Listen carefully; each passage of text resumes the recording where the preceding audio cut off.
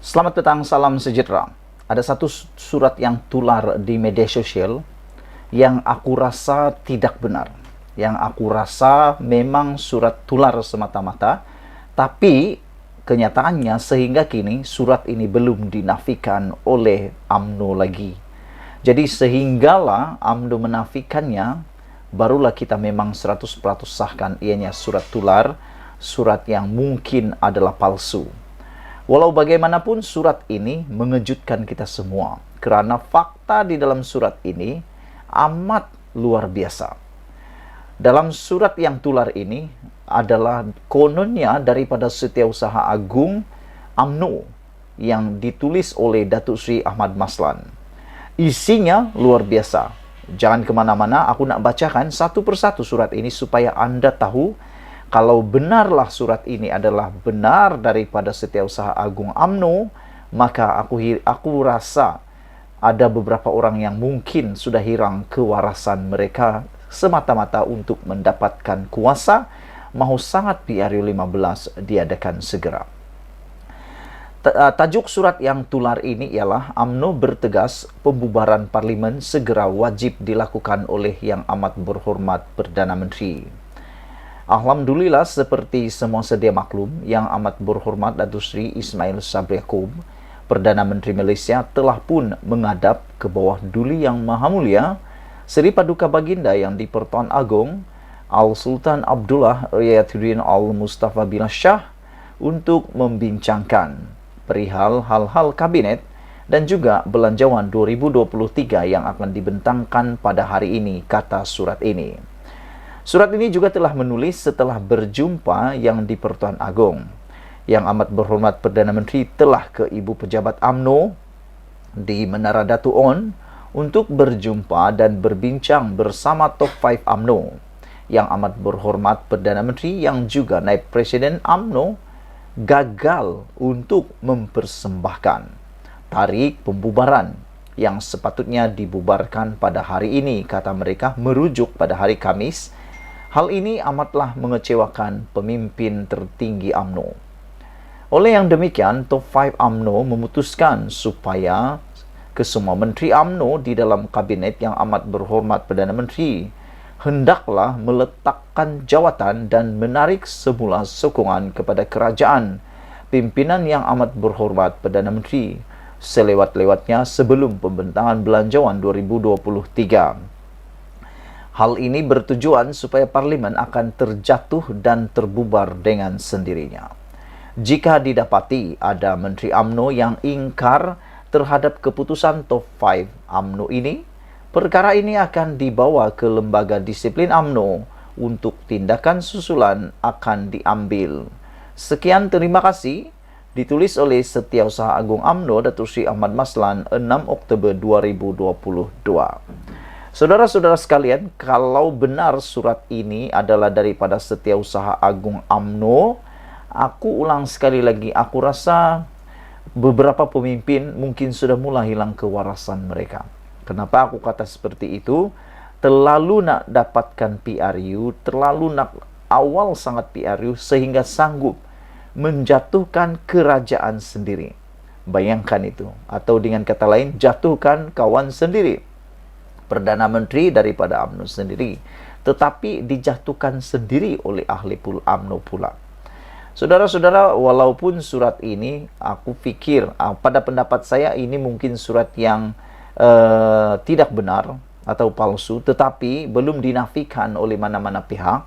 Kalaulah benar surat ini adalah surat yang ditulis sendiri oleh Datuk Ahmad Maslan, aku pikir tindakan ini adalah tindakan yang tidak wajar. Bukan sekadar kurang wajar, tetapi tidak wajar. Kerana sekiranya Yang di-Pertuan Agong sudah tidak mahu memperkenankan PRU 15 pada waktu banjir, kerana Agong pun menyedari kesusahan rakyat dan kebimbangannya berkaitan dengan masalah apabila PRU 15 diadakan juga pada tahun ini, aku fikir kalau inilah yang dibuat, ini satu tindakan yang boleh kata derhaka. Dan aku mengharapkan selaku rakyat Malaysia, aku harap surat ini adalah surat yang tular dan palsu. Aku harap ini tidak berlaku. Aku harap perkara ini tidak berlaku, tidak benar-benar berlaku. Sebab kalau dia berlaku, ini kali pertama kita berada di dalam keadaan politik yang memang kita cakap derhaka. Derhakanya karena Agung mungkin dah tak benarkan, dah menolak, mungkin dah berikan clue supaya tak diadakan PRU 15. Tapi dengan tindakan yang seperti ini luar biasa. Tapi jangan silap.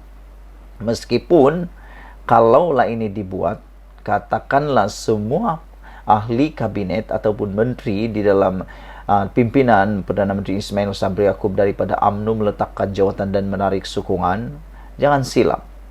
Agung masih mempunyai senjata terakhir yang tidak boleh dilawan oleh sesiapa. Agung boleh mengisytiharkan darurat politik. Agung boleh menggantung parlimen. Boleh mengisytiharkan darurat politik. Apabila darurat politik itu diisytiharkan, sah dan sah, apa-apa bentuk dalam bentuk pilihan rakyat tidak boleh diadakan pada masa ini. Jadi, kalaupun mereka mau meletakkan jawatan, aku pikir PRU 15 memang tidak akan diadakan juga kalau memang itu adalah keputusan muktamad daripada Agung. Saudara-saudara yang saya hormati sekalian, mengapa PRU 15 diidamkan sangat oleh UMNO? Menurut seorang penganalisis politik yang terkenal di seluruh dunia, beliau kata mungkin berdasarkan kepada pengalaman menang besar di PRN Melaka dan Johor, itulah yang menjadi indikator kepada UMNO mahu sangat PRU 15 diadakan segera. Karena mereka sedar, sekiranya PRU 15 diadakan pada musim banjir ataupun musim tengkujuh, bilangan pengundi yang akan turun mengundi adalah dalam bilangan ataupun peratusan yang rendah. Apabila peratusan yang rendah berlaku, mungkin mereka akan mengharapkan keajaiban berlaku lagi seperti yang berlaku di Melaka dan di Johor. Apabila pengundi yang turun adalah dalam peratusan yang sangat rendah, mungkin besar kemungkinan UMNO akan menang besar. Karena UMNO mempunyai pengundi putih yang tegar, yang apapun terjadi, gempa bumi kah, terbalik bumi kah, banjir besar kah, bencana kah, mereka akan turun, mereka akan tetap turun mengundi. Dan inilah yang diharapkan oleh UMNO, yaitu pengundi tegar mereka. Karena pada pendapat mereka, pengundi tegar mereka ini sah akan turun mengundi walau apapun berlaku. Ini yang diharapkan oleh mereka, yaitu peratusan mengundi yang rendah menurut penganalisis politik tersebut. Saudara-saudara, aku berdoa surat yang tular ini adalah surat yang palsu. Kita tunggu penafian daripada Setiausaha Agung UMNO ini sendiri. Malaysia kita punya, kita juga sama-sama cintai Malaysiaku. Bye-bye.